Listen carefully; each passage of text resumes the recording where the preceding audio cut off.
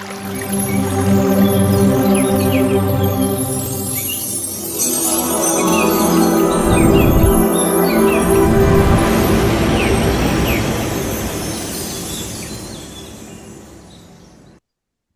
Madam, thank you. எல்லோருக்கும் இனிய காலை வணக்கம். நம் குருவான பிரம்மஸ்ரீ பிதாமகா பத்ரிஜி அவர்களுக்கு என்னோட அன்பு வணக்கத்தையும் நன்றி தெரிவிச்சுக்கிறேன். வணக்கம் மாஸ்டர்ஸ். நான் வந்து சென்னையில இருக்கேன். என் பேர் சந்திரகலா. நான் 21 இயர்ஸா வந்து மெடிடேஷன்ல இருக்கேன். அண்ட் ஸ்ப்ரெட்டிங் அப்படின்றது நான் வந்ததுல இருந்து ஸ்டார்ட் ஆயிடுச்சு. அண்ட் கோவிட்ல இருந்து நிறைய இந்த ஆன்லைன் கிளாஸஸ் வந்து நான் எடுத்துட்டு இருக்கேன். என்னோட பர்சனல் குரூப் இருக்கு. என்னோட ப்ரோக்ராம்ஸ் பார்த்தீங்கன்னா 41 டேஸ் ஃபார் பிகினர்ஸ் இது நடக்குது. இது வந்து சீசன் 19 போகுது இப்போ. அண்ட் அகண்ட தியானம் அது வந்து சீசன் 12 வந்து நான் எடுத்துட்டு இருக்கேன். அண்ட் வந்து அதுக்கப்புறமா மாஸ்டர்ஸ் கிளாஸ் எடுத்துட்டு இருக்கேன். அது இல்லாம சில்ட்ரன்ஸ்க்கு செஷன் எவ்ரி வீக் இருக்கும். ஸோ உங்க சில்ட்ரன்ஸை நீங்க ஜாயின் பண்ணணும்னா you can join every Friday 6 PM. நான் வந்து கிட்ஸ்க்கு ஆல் ஏஜ் குரூப், இங்க ஏஜே கிடையாது, எல்லா ஏஜ் குரூப் கிட்ஸ்க்கு வந்து கிளாஸ் எடுத்துட்டு இருக்கேன். எல்லாமே நல்லா போகுது. நிறைய பேர் வந்து ஆஃப்லைன் ஆன்லைன் எல்லாருமே ஜாயின் பண்ணிக்கிறாங்க. அண்ட் இந்த மகா அவதார் ஃபவுண்டேஷன்லயே நான் வந்து ஹிந்தி குரூப்லயும் இருக்கேன் அண்ட் தெலுங்கு குரூப்லயும் நான் இருக்கேன். இதுல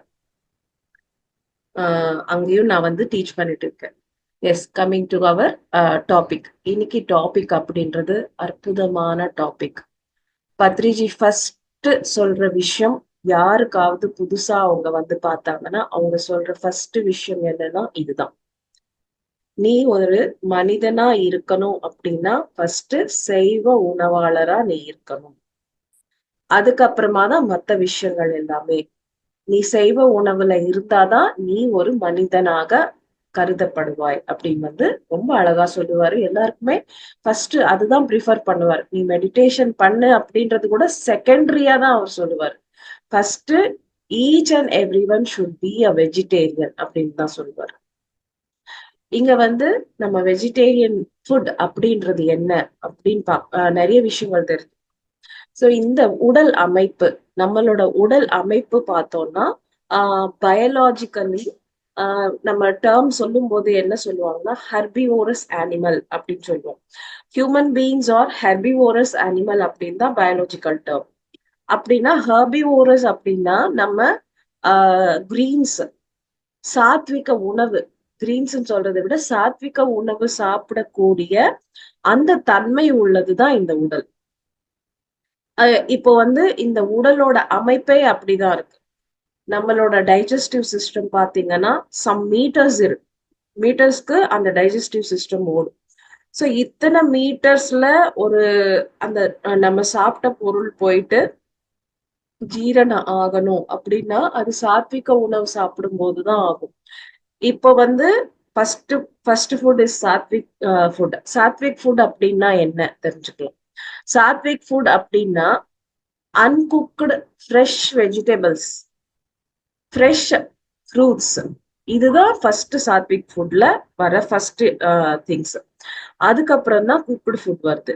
நமக்கு ரொம்ப ஈஸியா டைஜஸ்ட் ஆகக்கூடிய ஃபுட் பாத்தீங்கன்னா இந்த சாத்விக் ஃபுட் தான். அதுக்கப்புறம் தான் நமக்கு குக்டு ஃபுட் அப்படின்றது வருது. அண்ட் வந்து நிறைய பேர் வந்து அசைவம் சாப்பிடுவாங்க. அந்த அசைவம் அப்படின்றது என்னன்னா it is not a food. அது வந்து உணவே கிடையாது ஆக்சுவலி. இப்போ இந்த விஷயம் நம்ம வந்து இன்னும் தெரிஞ்சுக்கலாம். இப்போ பாரத நாடு நம்ம எடுத்துக்கிட்டோம் அப்படின்னா, பாரத நாடு அப்படின்னா புண்ணிய பூமி அப்படின்னு சொல்றாங்க. நிறைய பேர் நம்ம இது கேள்விப்பட்டிருக்கோம். பாரத நாடு புண்ணிய பூமி அப்படின்னு சொல்லிட்டே இருப்பாங்க. இது ஏன் எதுக்கு அப்படின்னு வந்து யாருக்கும் ரொம்ப தெரியாது. அது ஏன்னா பாரத நாட்டுல நம்ம ஆதி காலத்துல இருந்து இப்ப வரைக்கும் நம்ம பாக்குறோம்னா இந்த சைவ உணவுக்கு ரொம்ப இம்பார்ட்டன்ஸ். எல்லாருமே சாத்விக உணவு தான் சாப்பிடுவாங்க. நம்ம வந்து திரேதா யுகம், துவாபர யுகம் எது எடுத்தாலும் நம்ம இப்ப ராமர் ஆகட்டும் சாத்விக உணவு தான், கிருஷ்ணர் ஆகட்டும் சாத்விக உணவு தான். நம்ம வந்து கிருஷ்ணர் காலத்துல நம்ம கிருஷ்ணர் என்ன சாப்பிடுவாரு? வெண்ணெய், பால், தயிர், இந்த மாதிரி பழங்கள் அதெல்லாம் தானே சாப்பிடுவாரு. எத்தனையோ நமக்கு கதைகள் எல்லாம் உண்டு கிருஷ்ணரை பத்தி, வெண்ணெய திருடித்தான் சாப்பிடுறாரு அப்படின்னு சொல்லிட்டு பல கிருஷ்ணரோட அந்த சுட்டித்தனத்தை காட்டுறதுக்கு நம்ம வந்து பார்க்கும்போது அவர் சாப்பிடுற பொருள் எல்லாமே இந்த சாத்விக உணவு தான். இப்படி நம்ம பல காலங்கள் நம்ம வேதங்கள்ல, புராணங்கள்ல, இதிகாசங்கள்ல சொல்லப்பட்டதும் பாத்தீங்கன்னா இந்த சைவ உணவு பத்தி தான் ரொம்ப சிறப்பா வந்து சொல்லியிருக்காங்க. இந்த சைவ உணவு அப்படின்றதுதான் உடலுக்குரிய உணவு அப்படின்னு புரிஞ்சுக்கணும். இப்போ இந்த விஷயத்த இன்னும் வந்து நம்ம ஆழமா புரிஞ்சுக்கணும்னா, நம்ம கும்பிடுற கடவுள்கள் எல்லாமே நம்ம பாக்குறோம்னா, அவங்களோட வாகனங்கள் ஒவ்வொரு ஒவ்வொரு வாகனம் பார்த்தோம்னா, இப்போ நம்ம திருப்பதி ஏழுமலையான பாக்குறோம். சோ ஏழுமலையானோட வாகனம் என்ன? கருட பக்ஷி, ஒரு பறவை. அப்புறமா பிள்ளையார் எடுத்துக்கிறோம். பிள்ளையாருக்கு என்ன வாகனம்? எலி வாகனம். முருகருக்கு எடுத்துக்கிறோம் மயில் வாகனம். நம்ம துர்க்கை அம்மனுக்கு எடுத்துக்கிறோம் புலி, சிங்கம், இதுதான் வாகனம். அப்படின்னா இந்த புண்ணிய பூமியில ஒவ்வொரு ஜீவனையும் நம்ம வந்து ஒரு கடவுளா மதிக்கிறோம். ஒவ்வொரு ஜீவனையும் கடவுளா மதிக்கிறதுக்கு அந்த எக்ஸாம்பிள் தான் ஒவ்வொரு கடவுள்மார்கள் வந்து அவங்க வந்து ஒரு ஒரு அனிமலை வந்து தன்னோட வாகனமா வச்சு, இங்க வாகனம் அப்படின்றது என்னன்னா friendship. Friendship with all beings. இந்த உலகத்துல நம்ம பாக்குறோம்னா 84,000 ஜீவராசிகள் இருக்கு. இத்தனை ஜீவராசிகளோட பிறவி நம்ம முடிச்சது அப்புறம்தான் நமக்கு இந்த பிறவின்னு கிடைக்குது. நம்ம ஒவ்வொருத்தரும் இப்ப மனித பிறவியில நம்ம வந்திருக்கோம்னா ஆன்மா நேரடியா மனித பிறவியை எடுக்காது.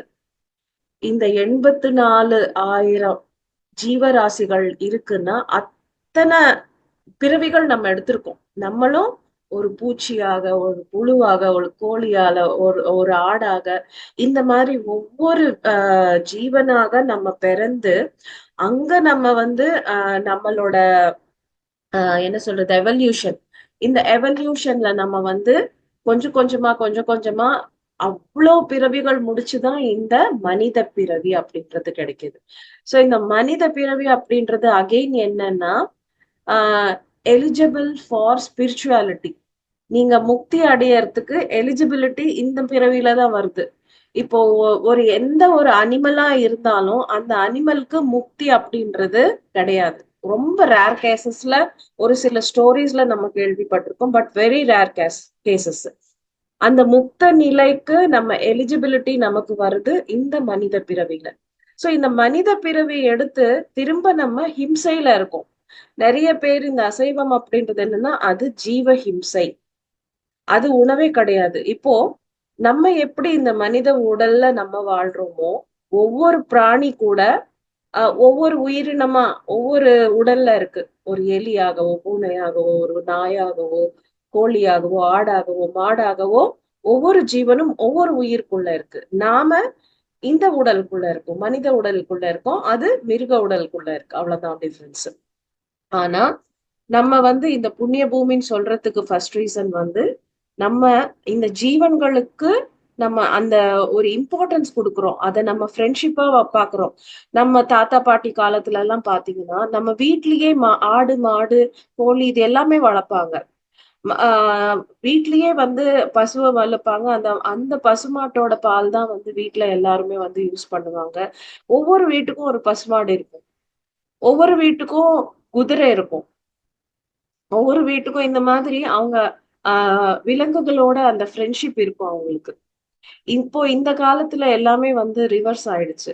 சோ உயிரினங்களோட உயிரினங்களையும் தன் குடும்பத்துல ஒன்னாக வந்து வளர்த்து அதுக்கு இம்பார்ட்டன்ஸ் கொடுத்து தன்னோட குடும்பமா பாக்குற ஒரு திவ்யமான இந்த ஒரு எண்ணங்கள் இருக்கிற ஒரு ஒரு தேசம்தான் இந்த இந்தியா. அதனால புண்ணிய பூமின்னு சொல்றாங்க. அண்ட் அது மட்டும் இல்ல, இந்த பூமியில தான் எத்தனையோ எத்தனையோ மகான்கள் வந்து ஆஹ் உருவாகி இருக்காங்க. முக்கியமா ஹிமாலயாஸ்ல நம்ம எவ்வளவு பெரிய மகான்கள் அப்படின்னு சொல்ற எல்லாரும் கூட அந்த இமயமலையில தியானம் செஞ்சவங்க தான். இந்த உலகத்துல நம்ம ரமண மகர்ஷி ஆகட்டும், நம்ம பத்ரிஜி ஆகட்டும், யாரானாலும் இந்த நம்ம இந்திய பூமியில நம்ம எண்ணிட்டே போனா நிறைய பேர் இருப்பாங்க மகான்கள். சோ இப்படிப்பட்ட மகான்களுக்குரிய நாடு, அதுவும் புண்ணிய பூமின்னு சொல்லப்படுது. அண்ட் கோவில்கள், எத்தனை அருமையான பழங்கால கோயில்கள், 1000 ஆண்டா இருக்கிற கோயில்கள், 2000 வருஷங்கள், 100 வருஷங்கள், எவ்வளவோ நூற்றாண்டுகள், 1000 ஆண்டுகளா இருக்கிற பழங்கால கோயில்கள் எல்லாம் இருக்கிற ஒரு, அப்படின்னா பழங்கால கோயில்கள் அப்படின்னா பவர்ஃபுல் ஸ்பாட்ஸ், எனர்ஜி ஸ்பாட்ஸ், இதெல்லாமே இருக்கிற ஒரு அற்புதமான நாடுதான் இங்க நம்ம பாரத நாடு. இந்த ராமாயணம் நம்ம சொல்றோம், ராமர் வந்து ஆஹ் நார்த் இந்தியால, கொஞ்சம் மன்னிச்சுக்குங்க. இங்க வந்து நம்ம டைம் வந்து 7 மணிக்கு முடிக்கணும். 20 மினிட்ஸ் இருக்கு. நீங்க வெஜிடேரியனிசம்ல கொஞ்சம் ஃபோக்கஸ். இது ரிலேட்டட் தான் madam, okay actually okay okay. Related இல்ல தான் இது கரெக்ட் எல்லாமே. தான். ஜஸ்ட் ஞாபகப்படுத்தினேன் அவ்வளவுதான். Yeah yeah yeah yeah thank you. So this is related தான். இது எல்லாமே நம்ம புரிஞ்சுக்கிட்டும், நம்ம ஹிஸ்டரி, நம்ம கல்ச்சர் நமக்கு தெரியணும். அது தெரிஞ்சாதான் இது வந்து எல்லாருக்கும் புரியும். சோ இது எல்லாமே நம்ம பாக்குறோம்னா, அவங்க எல்லாருமே அந்த காலத்துல இருந்து இந்த காலம் வரைக்கும், நான் ஏன் சொல்றேன்னா அவங்க எல்லாருமே வெஜிடேரியன்ஸா தான் இருக்காங்க. சோ இது எல்லாமே நம்மளோட கல்ச்சர். இந்த கல்ச்சராலதான் நம்ம இது எல்லாமே தெரிஞ்சுக்கணும். சோ அகைன் நான் வந்து நீங்க எக்ஸ்பெக்ட் பண்றது நான் சொல்றேன். அண்ட் நம்ம உடல் வந்து இட்ஸ் நாட், அசைவ உணவுக்கு இந்த உடல் வந்து ஆகாது. இப்போ ஒரு அசைவ உணவு ஜீரணம் ஆகணும்னா இந்த நம்ம மனித உடலுக்கு 72 ஹவர்ஸ் ஆகும். ஸோ 72 ஹவர்ஸ் வந்து இந்த உடல்ல ஒரு அந்த அந்த ஃபுட்டு தங்கி இருக்குதுன்னா அது வந்து கெட்டு போயிட்டு வாடை வரும். அப்போ அதுக்குள்ள நமக்குள்ள நிறைய பாக்டீரியாஸ், இன்ஃபெக்ஷன்ஸ் எல்லாம் ஆயிட்டு அதுதான் நமக்கு வந்து டிசீசஸா ஃபார்ம் ஆகுது. சோ ஒரு உயிர் அப்படின்றது நமக்கு உணவு கிடையாது அப்படின்றது ஃபர்ஸ்ட் நம்ம புரிஞ்சுக்கணும். நம்மளோட கல்ச்சர்ல இந்த இந்த அசைவம் அப்படின்றது கிடையவே கிடையாது. We all are vegetarians. First நீங்க மனிதரா இருக்கணும்னா மனித உணவு அப்படின்றது சாத்விக உணவு. இப்போ யாரெல்லாம் மிருகங்களை சாப்பிடுறாங்க அப்படின்னா, நம்ம புராணங்கள்ல இருந்து இது வரைக்கும் பார்த்தோம்னா அவங்கள ராட்சசர்கள் அப்படின்னு சொல்லுவாங்க. இப்ப ராட்சசர்கள் வந்து அசைவம் சாப்பிடுவாங்க. ராட்சசர்கள் வந்து ஒரு உயிரை வந்து கொண்டு சாப்பிடுவாங்க. சோ இப்போ நம்ம பழங்காலத்துல இருந்து எடுத்துக்கிட்டாலும் நம்ம மனித உணவு அப்படின்றது சாத்விக உணவு. பறவைகள், மிருகங்கள், இவங்க எல்லாருக்குமே ஒவ்வொரு டிஃப்ரெண்ட், அவங்க ஹெர்பிவோர்ஸும் இருக்காங்க, கார்னிவோர்ஸும் இருக்காங்க, எல்லாமே கலந்து இருக்காங்க. அது அவங்களோட இயல்பான நிலைக்கு ஏற்ப மாதிரி அவங்க எல்லாம் இருப்பாங்க. நம்ம வந்து ஒன்லி ஹெர்பிவோரஸ் அனிமல் அப்படின்னா ஒன்லி சைவ உணவுக்குரியதான் உடல் நமக்கு இருக்கு. சோ இந்த சைவ உணவு தான் நம்ம வந்து சாப்பிடணும். இதுதான் நம்ம பாடியோட கிரியேஷன். கடவுள் வந்து நம்ம பாடியை கிரியேட் பண்ணதே இந்த சைவ உணவுக்காக தான். சோ இதுதான் ரொம்ப ரொம்ப நம்ம முக்கியமானது. இப்ப சைவ உணவு அப்படின்னும் போது நம்ம என்ன சாப்பிடுறோமோ அதுதான் நம்ம உடல். நம்ம என்ன பாக்குறோமோ அதுதான் நம்மளோட நேச்சர். நம்ம என்ன யோசிக்கிறோமோ அதுதான் நம்ம இதுவா மாறுது. இப்போ ஒரு மிருகத்தை உணவுக்காக கொல்றாங்க. ஏன் கொல்றாங்க? எத்தனை பேர் சாப்பிடுறதால அந்த மிருகங்களை, முன்னாடி எல்லாம் கோழி பண்ணை, அந்த பண்ணை, இந்த பண்ணை, இதெல்லாம் எதுவுமே கிடையாது. அந்த ஃபார்ம்ஸ் எல்லாம் கிடையவே கிடையாது பழங்காலத்துல. இப்போதான் அந்த ஃபார்ம்ஸ் எல்லாமே உருவாகிருக்கு. ஏன்னா மக்களோட நீட் அதிகமாயிருக்கு. அந்த நீட் அதிகமாறதால அவங்க இது எல்லாமே வளர்க்கறதும் அதிகமாச்சு. சோ அந்த வளர்ப்பு, அந்த ஃபார்முக்கு, ஒரு கோழி ஃபார்முக்கு நீங்க போய் பாத்தீங்கன்னா அந்த கொடூரங்களை நீங்க பாத்தீங்கன்னா இன்னொரு வாட்டி நீங்க அசைவம் சாப்பிடவே மாட்டீங்க. அது அவ்வளவு துன்புறுத்துவாங்க.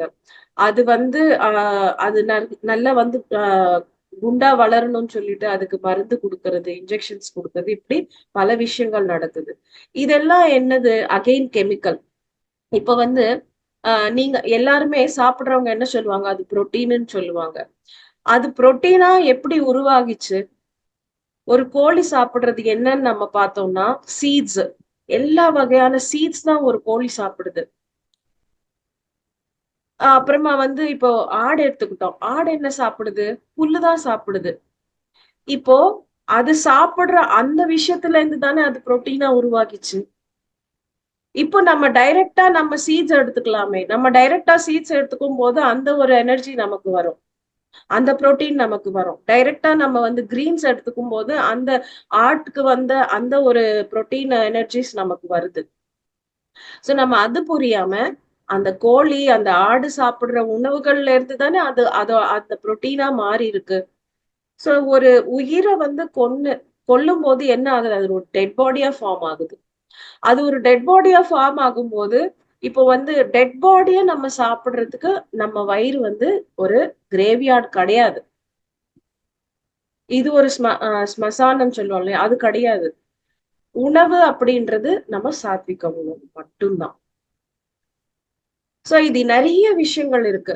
அ நம்ம நம்ம வந்து நெறைய பிஎம்சி சேனல் பாருங்க. நெறைய பேர் வெஜிடேரியனிசம் பத்தி சொல்லியிருக்காங்க. நம்ம நெறைய செலிபிரிட்டீஸ் பார்க்கலாம்.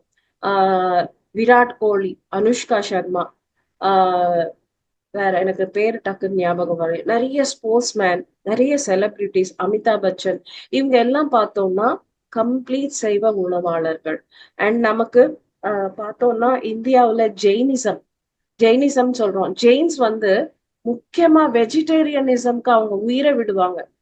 இப்போ உணவு இல்ல அப்படின்னா, அவங்க வந்து பசியால, பட்னியால இருப்பாங்களே தவிர, அவங்க ஒ கொஞ் ஒரு இது கூட அவங்க வந்து தாண்டி மத்த உணவு சாப்பிட மாட்டாங்க. எங்க போனாலும் அவங்க, அவங்க வீட்ல செஞ்ச சாத்விக உணவு கேரி பண்ணிட்டு போவாங்க. இல்லன்னா பசியாவே இருந்துருவாங்க. ஒரு தண்ணி குடிச்சு பசியோட இருந்துருவாங்களே தவிர, வேற உணவு டச் பண்ண மாட்டாங்க. நெறைய பேர் வந்து நம்ம இந்தியன்ஸ் வந்து அப்ராடுக்கு போறாங்க. அப்ராடுக்கு போயிட்டு, "இங்க வந்து வெஜிடேரியன் ஃபுட் கிடைக்காது மேடம். நாங்க அதனால நான்வெஜ்க்கு கன்வெர்ட் ஆயிட்டோம்" அப்படின்னு சொல்றாங்க. நம்ம நெனைச்சா எது வேணாலும் நமக்கு கிடைக்காம இருக்காது.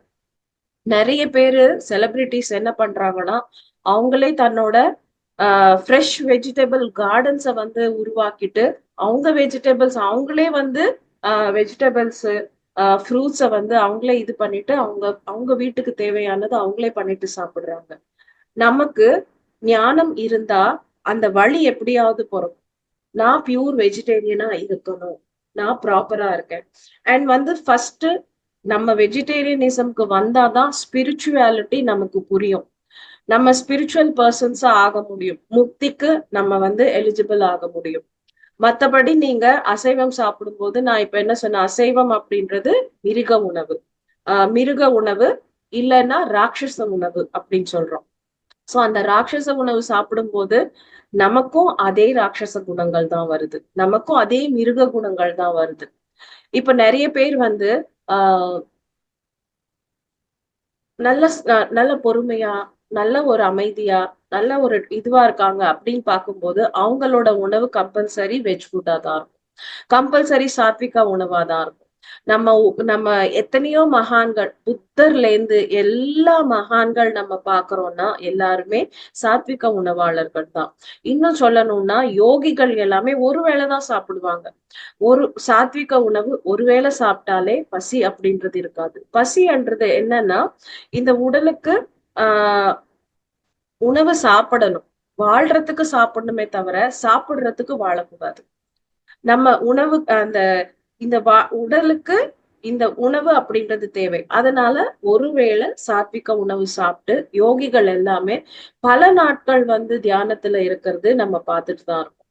சோ எவ்ரிதிங் நம்ம சாப்பிடுறது எனர்ஜியா தான் கன்வெர்ட் ஆகுது. சாத்விக உணவு நீங்க சாப்பிடும்போது குவிக் எனர்ஜியா நமக்கு கிடைக்குது.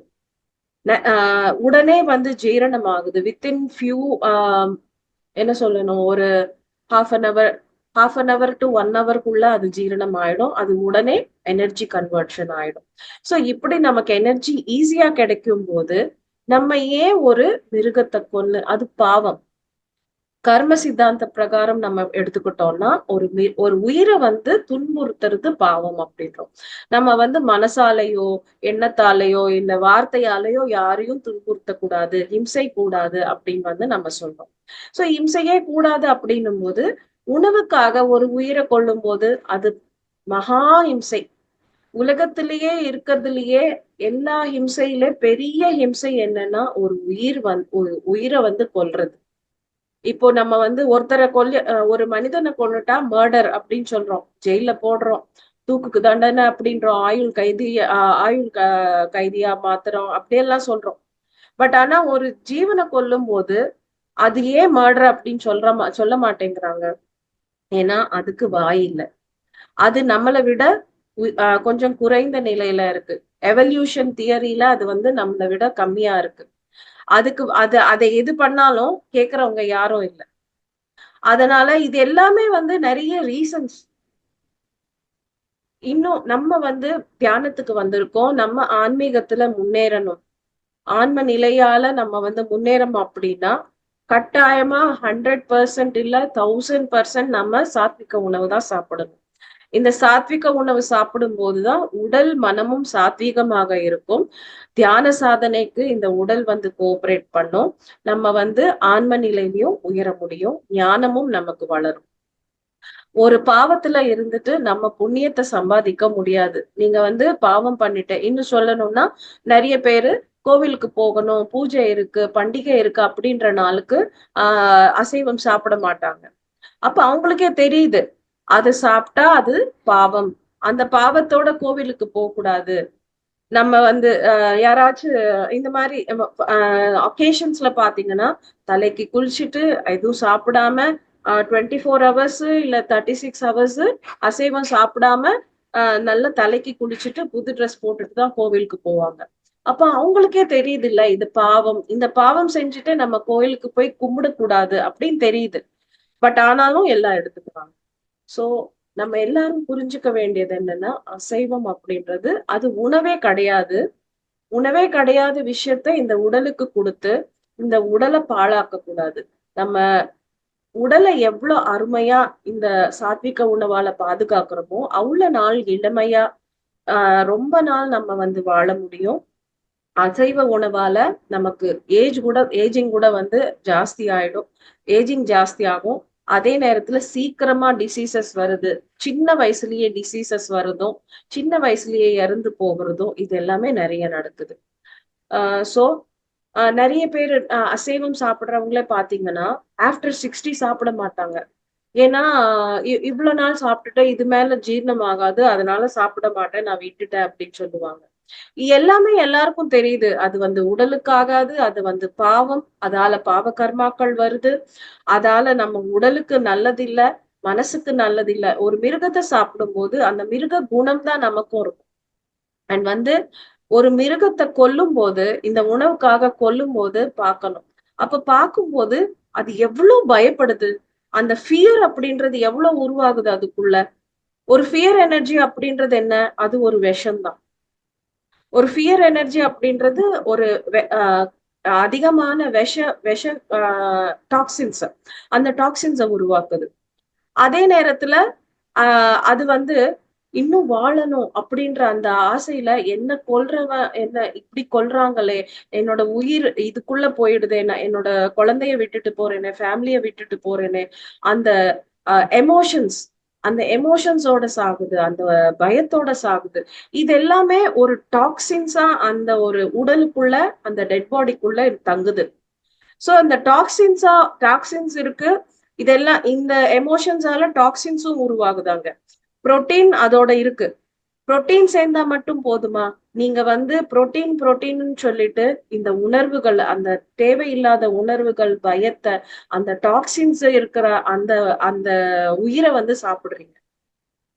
சோ அப்ப என்ன ஆகுது? புரோட்டீன் வருது, புரோட்டீனோட பயம் வருது, கோபம் வருது, வெறுப்பு வருது, மத்தவங்களை புரிஞ்சுக்க முடியற தன்மையே இருக்காது. இந்த மாதிரி தேவையில்லாத குணங்கள் வந்து நீங்க காசு கொடுத்து வாங்கி சாப்பிடுங்க. சோ இந்த மாதிரி நிறைய விஷயங்கள் நம்ம சொல்லிட்டே போகணும். சோ எப்பவுமே நம்ம பத்ரிஜி சொல்ற விஷயங்கள், ஃபர்ஸ்ட் நீ வெஜிடேரியனா அப்படின்னு தான் கேட்பாரு. நீ வெஜிடேரியனா இருந்தால் மட்டும்தான் நீ வந்து ஸ்பிரிச்சுவாலிட்டிக்கே அலவுட் அப்படின்னு சொல்லுவாங்க. So each and every one இந்த உடல் சாத்விக உணவுக்கு உரியது. நம்ம எல்லாருமே ஹெர்பிவோரஸ் அனிமல், பயாலஜிக்கல் டெர்மினாலஜி பாத்தீங்கன்னா ஹெர்பிவோரஸ் அனிமல். இந்த சாத்விக உணவாலதான் மனசு அமைதியா இருக்கு, உடல் அமைதியா இருக்கு. நம்ம தியானம் பண்ணும்போது அந்த மனமானாலும் உடல் ஆனாலும் நமக்கு கோஆபரேட் பண்ணுது.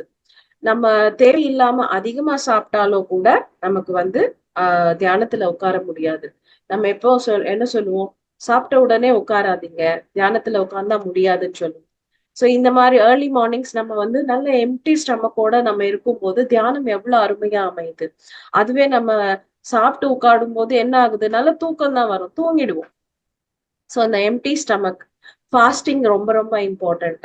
ஃபாஸ்டிங்ல இருக்கணும். நம்ம வீக்லி ஒன்ஸ் இல்ல 10 days ஒன்ஸ் இல்ல மந்த்லி ஒன்ஸ் ஆகுது நம்ம ஃபாஸ்டிங் இருக்கணும். எவ்ரிடே சாத்விக உணவு, லிமிட்டட் ஃபுட். அப்படியே மாங்குன்னு சாப்பிடக்கூடாது. தேவையான அளவுக்கு மட்டும்தான் சாப்பிடணும். பசி இருக்கிற அளவுக்கு தான் சாப்பிடணும். இன்னும் முடிஞ்சதுன்னா 2 வாய் குறைவாக சாப்பிடும்போது இந்த உடல் அமைப்பு ரொம்ப ஃபாஸ்டா இருக்கும், உடல் இளமையா இருக்கும், உடல் ஆரோக்கியமா இருக்கும். சோ உணவு அப்படின்றதுதான் இந்த உடலை ஃப்ரேம் பண்ணுது. சோ உடலோட ஃப்ரேம் ஆக்டிவா, யங்கா, அற்புதமா இருக்கணும் அப்படின்னா சாத்விக உணவு ரொம்ப ரொம்ப இம்பார்ட்டன்ட். நிறைய விஷயங்கள் நமக்கு பிஎம்சில இருக்கு மாஸ்டர்ஸ். எல்லாரும் பாருங்க. அண்ட் அசைவம் சாப்பிடுறவங்களே நிறைய பேரு இந்த வெஜிடேரியனோட சாத்விக உணவோட அந்த சிறப்புகள் தெரிஞ்சு நிறைய பேர் மாறி இருக்காங்க. சோ நம்ம கூகுள் பண்ணாலே நிறைய பேர் வருவாங்க. அதெல்லாம் கூட நம்ம பார்க்கணும். சோ எல்லாமே தெரிஞ்சுக்கிட்டு நீங்க ஒரு 41 days நீங்க ட்ரை பண்ணுங்க. உங்க உடல் அமைப்பு எவ்வளவு ஒரு டிஃபரன்ஸ், எவ்வளவு க்ளோ வருது, எவ்வளவு ஹெல்தியா இருப்பீங்க, எவ்வளவு ஆக்டிவா இருப்பீங்க அப்படின்றது உங்களுக்கே புரியும். சோ புரிஞ்ச பிறகு நீங்க எல்லாமே மாத்துக்க முடியும். ஃபர்ஸ்ட் நம்ம எல்லாமே தெரிஞ்சுக்கணும். தெரிஞ்சதை இம்ப்ளிமெண்ட் பண்ணும் போதுதான் நம்ம மாற முடியும். So thank you masters. அற்புதமான வாய்ப்பு கொடுத்ததுக்கு, பொறுமையா கேட்டதுக்கு தேங்க்யூ. Thank you madam.